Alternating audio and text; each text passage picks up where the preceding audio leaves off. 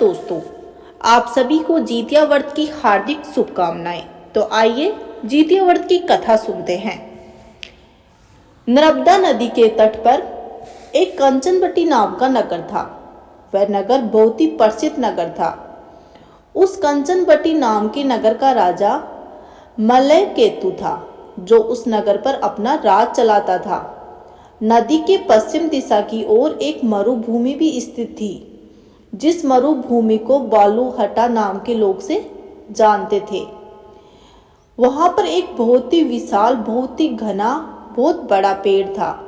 उस पेड़ पर एक चील रहती थी, जहां पर वह अपना रैन बसेरा किया करती थी। पेड़ के नीचे एक गुफा थी, जिसमें एक सियारिन रहा करती थी। सियारिन और चील में बहुत गहरी मित्रता थी।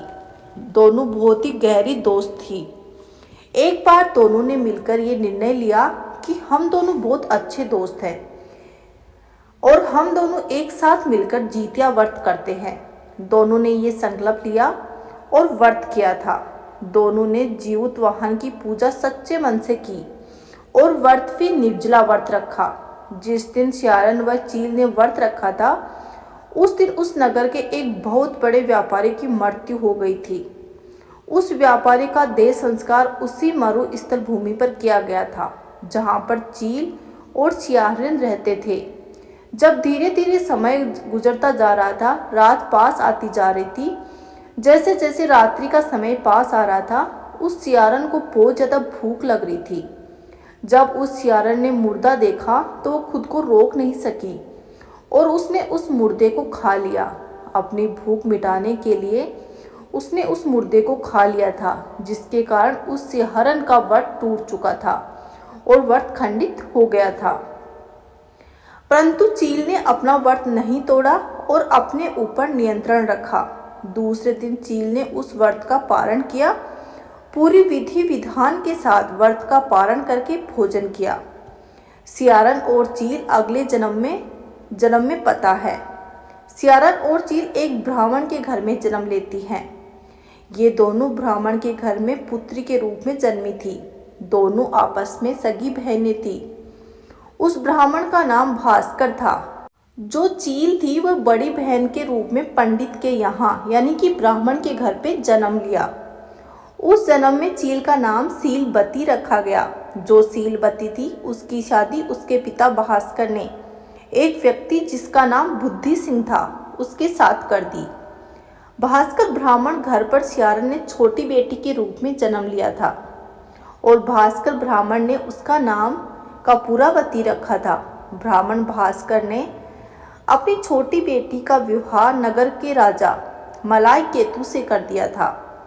छोटी बहन कपूरावती उस नगर के राजा की पत्नी होने से उस नगर की रानी बन गई। उस नगर का नाम कंचनबटी था।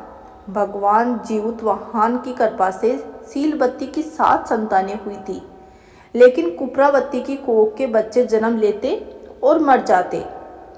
इस तरह कुपरावती की कोई भी संतान नहीं थी। समय बीतता गया और सीलबती के 7 पुत्र बड़े हो गए थे। जब वह पुत्र बड़े हुए तो राजा के दरबार में काम करने लगे थे। जब कुपरावती ने उन 7 पुत्रों को देखा तो उसे ईर्ष्या होने लगी थी। कपूरावती ने राजा से कहकर उन 7 पुत्रों की गर्दन कटवा दी थी।